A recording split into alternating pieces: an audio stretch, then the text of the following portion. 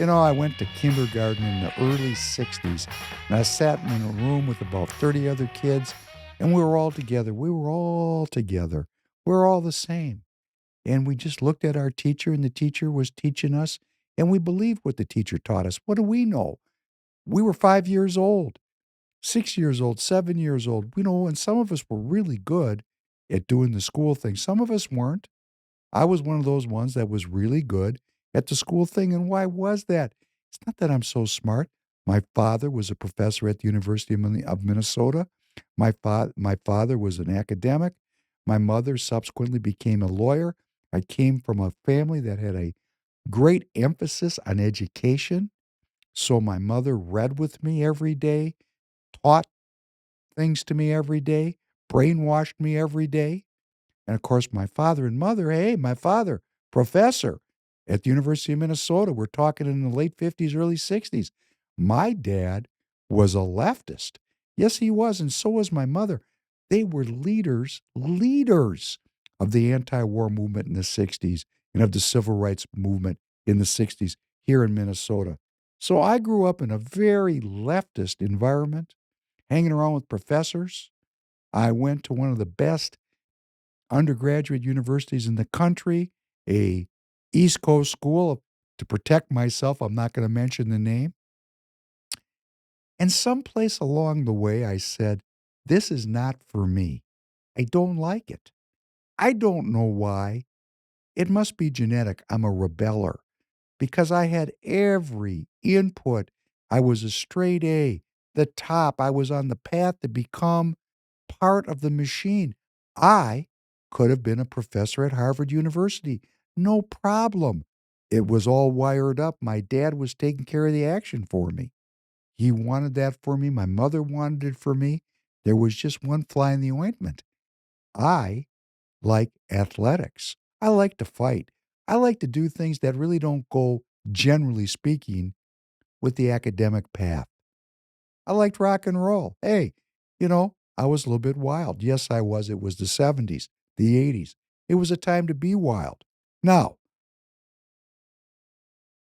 the people that I went to school with, many of them continued on that track. They continued to take in all that information as if it was the truth.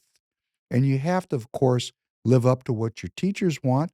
Like if you want to get into college, you got to have leftist high school teachers writing really beautiful recommendations for you so that you get accepted to a good school. Then you get into a good school. You better have those professors liking you, or how are you going to get a recommendation to go to graduate school or law school where we turn out leftist lawyer after leftist lawyer? Well, President Trump knows that. He knows it. He just withheld $400 million from Columbia University, where unfortunately my daughter is a student, right now today. Yes, and you say, how could that happen? It fractured our family. That's how it happened. She wanted to go. Her mother wanted her to go. And I said, I'm not paying for it. And man, the fur is still flying around the Professor Penn campfire over that caper. But, off she went to Columbia. And President Trump holds Columbia in such great disrespect, and as well he should, because it's the center, the eye of the tiger of Atlanticism and globalism. That's Columbia University, right in the belly of the beast, New York City. Can't get more into the belly. Even Minneapolis is outshone in communism and leftism in collaboration with leftists because you got the collaboration of Wall Street with the leftists, ruling the deal right there. Columbia University cut them off on $400 million. $400 million. They said it was over anti-Semitism. Hey, if it was 400,000, I'd believe it. That was an excuse. There's some truth in it.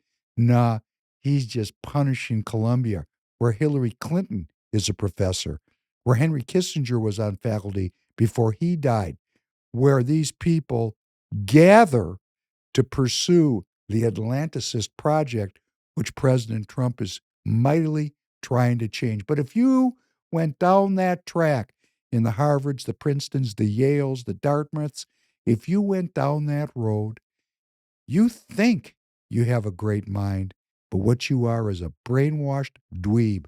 And let's listen to one of the primary purveyor of that brainwashing, Fareed Zakaria. And now for the last look. In President Trump's speech this week, he said his administration had, quote, found hundreds of billions of dollars of fraud and taken back a lot of that money.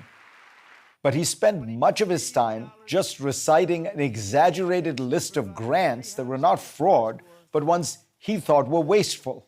The only Stop example of right there, fraud. please. Stop right there. No, those grants are legalized fraud. Because here's the way it works in your town. And this is why I'm asking you to get involved in your local political party so you can bring this to an end. In Minnesota, there are 40,000 what's called NGOs, non governmental organizations. Most of them are what's called 501c3s. They're organizations, corporations that are not in the profit making business, they're in the social benefit business. And the government is funding with our tax dollars, yours and mine. We're getting robbed. The government taxes you and me. The leftist globalist government that President Trump is trying to change, and this has been going on for decades, and it goes on also at your state government. They take the money that we give them, because if we don't give it to them, of course, they throw us in jail, the tax money, and they give it out to organizations that promote globalist leftist projects. Think of the scam that is. Think of the scam. And we're not talking about a small amount of money. We're talking about billions of dollars, billions every month that are distributed around the world to support this globalist project. We don't want that. We, the people, don't want that. That's not what we're into. We proved it when we voted in this new administration. Yet, the money keeps going out the back door as fast as you and I shovel it in the front door, funding leftists, communists, anti Americans, anti Christ ideologies throughout the world, funded by the good people of this country who just go to work and pay their taxes. We're being robbed. That is the idea that President Trump is asking we, the people, to get our minds wrapped around. And it's such a phenomenal change because we have this social compact. We believe the government is there to help us. Remember when President Trump, when President Reagan said he had that famous idiom, the most dangerous phrase in the world is, I'm here from the government and I'm here to help you. In other words, no, the government is only helping itself. We're inventory. We're being used. And see, as I said at the first segment, the pace of change is so dizzying because President Trump, who they call an idiot, man, that's so frustrating. This guy gets the entire picture. And unless you've been an international businessman, unless you've been in the political ring, unless you've tasted all of these bitter drinks that are served by the globalist.